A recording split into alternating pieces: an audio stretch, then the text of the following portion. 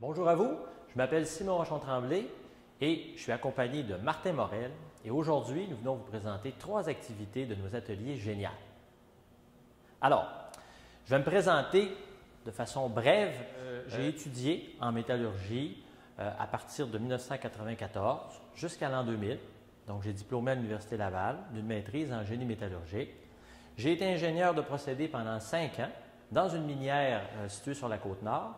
Et lorsque le DEC en métallurgie a débuté, eh bien, il y avait besoin de professeurs et puis j'ai joint l'équipe des 4 professeurs qui étaient ici. Et Martin Morel, à côté de moi, ben lui est un étudiant, un ancien étudiant ici du programme qui a terminé en 2012 et qui est technicien au département ici depuis 2 ans. Alors, pour vous expliquer un peu pourquoi nous avons baptisé nos ateliers génial, eh bien, c'est très simple.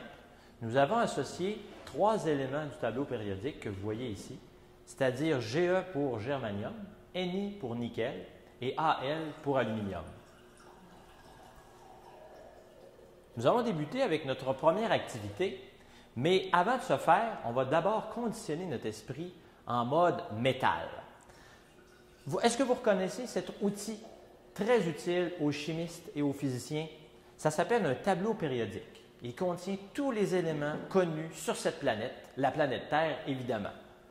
J'ai encerclé les principaux alliages ou les principaux éléments métalliques que les métallurgistes doivent bien connaître. Et quand je dis bien connaître, ça veut dire connaître leurs propriétés physiques, leurs propriétés chimiques également. J'aimerais balayer avec vous les principaux éléments parce que les symboles à eux seuls, ça peut être difficile pour vous d'associer de quel élément il s'agit. Alors, je vais commencer ici, à gauche, avec l'élément numéro 3, Li, pour le lithium. Je continue ici, vous avez le magnésium, Mg, l'aluminium, Al, le silicium, Si, le titane, Ti, V pour vanadium, Cr pour le chrome, Fe pour le fer, Co pour cobalt, Ni pour le nickel, on en a parlé tout à l'heure, Cu pour le cuivre, Zn pour le zinc, vous avez le Nb pour le niobium, Mo pour le molybdène, Pd pour le palladium, ensuite Ag pour l'argent, Cd pour le cadmium, Sn pour l'étain, et on termine avec la dernière ligne pour W avec le tungstène, Pt pour le platine, Au pour l'or, vous reconnaissez la couleur ici, et Pb pour le plomb. Alors, il y a environ, je crois que c'est 21 éléments qui sont encerclés et ce sont les principaux éléments que tout métallurgiste, qu'il soit ingénieur ou technicien, doit bien connaître parce qu'on va mélanger ces éléments-là ensemble pour faire des alliages. Et ces alliages-là vont être grandement améliorés du point de vue de leurs propriétés mécaniques par rapport aux éléments qu'on retrouve sur ce tableau périodique. Si vous regardez autour de vous, vous allez trouver toutes sortes d'objets. Des tables, des chaises, un cadre de vélo, une bonbonne à propane sous pression et même votre iPhone. Dans tous ces objets, il y a une quantité impressionnante de métaux, les métaux que nous venons d'identifier.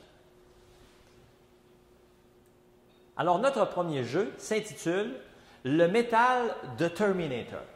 Alors, qu'est-ce que c'est Terminator? C'est un film. Alors, vous allez peut-être que ça, c'est un indice pour vous aider à trouver la bonne réponse, c'est-à-dire le phénomène qu'on cherche à travers cette expérience. Alors, pour faire cette expérience-là, Martin, on va avoir besoin d'un petit morceau de gallium. Et pour nous assurer que nous ne trichons pas, Martin va vous avancer le petit morceau de gallium pour vérifier que c'est bien un métal. Vous voyez, c'est bel et bien un métal. C'est très, très solide. Bien.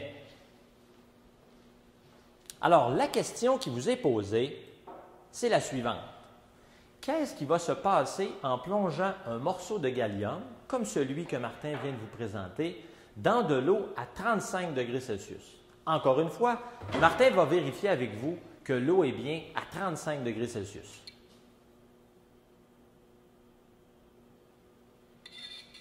C'est bien, l'eau est à 35. Nous avons un morceau de gallium. Vous avez 3 choix. En A, si on plonge le morceau de gallium dans l'eau qui est tiède, ce métal va se lier chimiquement à l'eau. C'est le premier choix. En B, dans l'eau tiède, ce métal va devenir liquide. Ou en C, dans l'eau tiède, ce métal va flotter au-dessus de l'eau. À vous de décider.